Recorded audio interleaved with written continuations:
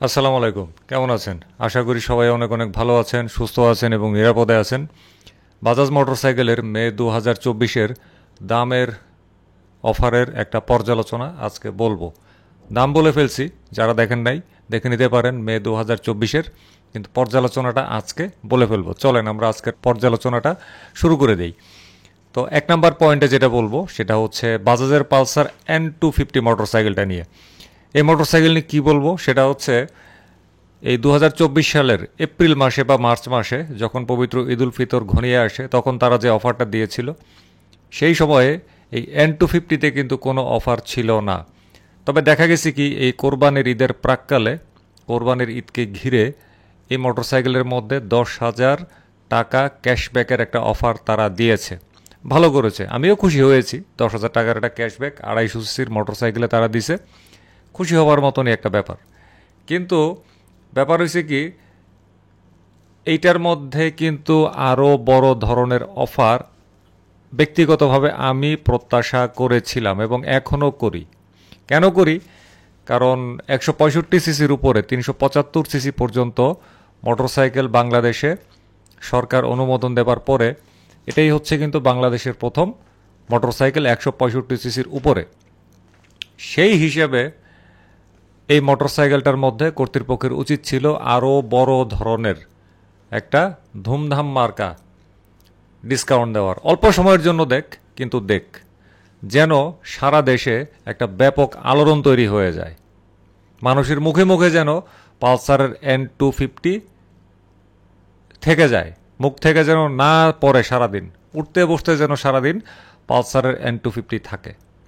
সুতরাং আমি প্রত্যাশা করি আরও বড় অফার এই 10,000 টাকার অফারে হবে না। এরপরে আসেন দ্বিতীয় ব্যাপারে পর্যালোচনার, সেটা হচ্ছে বাজাজের Pulsar N160 FI double ABS নিয়ে। এটা নিয়ে কি কথা? এটার কথাটা হচ্ছে এই মোটরসাইকেলটার মধ্যে আমরা দীর্ঘদিন ধরে 10,000 টাকার ক্যাশব্যাক, 10,000 টাকার ক্যাশব্যাক, 10,000 টাকার ক্যাশব্যাক, খালি 10,000 চলতেই আছে চলতেই আছে। এটার যেন কোনো মা বাবা নাই। এই জন্য ক্রিকেট খেলার ইনিংস শুরু আছে, কিন্তু শেষ কবে হবে সেটা বলা যাচ্ছে না। তো এই যে একটা ইনিংস শুরু হয়েছে 10,000 টাকার, এই ইনিংস দেখতে দেখতে রীতিমতন আমার মধ্যে একটা খুব বিরক্ত চলে আসছে। আমার মনে হয় আমার অনেক দর্শকদের মধ্যেও, বা যারা বাজাজের এই সমস্ত মোটরসাইকেল নিয়ে খোঁজখবর রাখেন বা ক্রয় করতে চান, তাদের মধ্যেও একটা রীতিমতন বিতৃষ্ণা চলে আসছে। তো এই বিতৃষ্ণার অবসান ঘটানো উচিত বাজাজ কর্তৃপক্ষের। যেদিন থেকে TVS Apache RTR 164V FI ABS বাংলাদেশের বাজারে চেহারা দেখাইছে, ঠিক সেদিন থেকেই এই 10,000 টাকার ইনিংস পালসারের N160 FI ডাবল ABS শুরু হয়েছে। এখন খোদাই ভালো জানেন কবে এই ইনিংসের পতন হবে। এই ইনিংসটা আর ভালো লাগতেছে না, বোরিং লাগতেছে। এখন পালসারের N160 বাংলাদেশের বাজারে আসছে কিন্তু 1 বছরেরও উপরে হয়ে গেছে। এই মুহূর্তে এটার মধ্যে তো 10,000 না, এটার মধ্যে তো আমি মনে করি 20,000 টাকা। আচ্ছা 20,000 বাদ দিলাম, অ্যাটলিস্ট 15,000 টাকার এটা ক্যাশব্যাক দিক নাকি। পালসারের N160 মোটরসাইকেলটার মধ্যে যেই ধরনের কলকবজা যন্ত্রপাতি দেয়া আছে, তো আকর্ষণ মানুষকে যদি বাড়াইতেই হয় আর একটু ভালো করেই বাড়ান।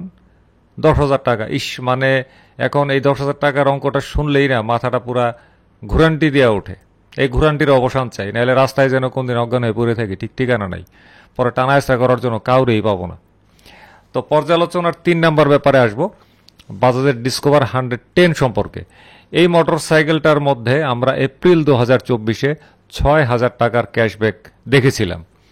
তবে এই মে মাসে বা কোরবানির ঈদের অফারে আমরা দেখতেছি এটার মধ্যে 3,000 টাকার ক্যাশব্যাক দিছে। মানে বুঝলাম না, কোরবানির ঈদ হচ্ছে বড় ঈদ, আমরা এটার অনেকে বড় ঈদ বইলা থাকি, পশু কোরবানি হয়। এটার মধ্যে কিন্তু মানে ওই ঈদ কেন্দ্রিক যে আবেগ বা অনুভূতি, এটা কিন্তু আরও বেশি কাজ করে পশু কোরবানির কারণে। কিন্তু বাজাজ কর্তৃপক্ষের তো আমি দেখছি তাদের কোনো অনুভূতিই নাই। অনুভূতি যদি থাকতো তাহলে আরও বাড়ায় দিত ক্যাশব্যাক, কমাইলো কেন? মানে কি যে বলবো, পছন্দ হয় নাই, একদমই পছন্দ হয় নাই। পর্যালোচনার 4 নম্বর ব্যাপারে যেটা বলবো সেটা হচ্ছে বাজাজের Pulsar single disc non ABS variant 150 সিসির।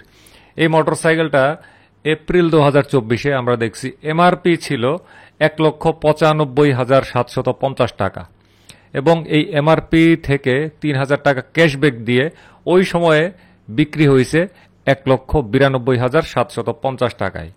মে মাসে দেখা যাচ্ছে এমআরপিতে এপ্রিল মাসের চেয়ে 3,000 টাকা কমিয়ে করা হয়েছে 1,92,750 টাকা, অর্থাৎ যেটা এপ্রিলে অফার প্রাইস ছিল সেইটাকে মে মাসে এসে করা হয়েছে রেগুলার প্রাইস। তো আবার এই মে মাসের 1,92,750 টাকা রেগুলার প্রাইসের উপরে দিছে আবার 3,000 টাকা ক্যাশব্যাক, অর্থাৎ এই মে 2024-এ এইটা বিক্রি হচ্ছে 1,89,750 টাকা, অর্থাৎ এই বিক্রয় মূল্যটা এপ্রিলের বিক্রয় মূল্যের চেয়ে 3,000 টাকা কম।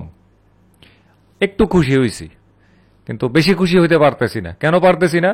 কারণ এই পালসারের 150 সিঙ্গেল ডিস্ক নন এবিএস এই মোটরসাইকেল বাংলাদেশে দীর্ঘদিন ধরে চলে আসছে একই চেহারায়, শুধু প্রত্যেক বছর ট্যাঙ্কের রং পরিবর্তন হয়, আর কিছুই না।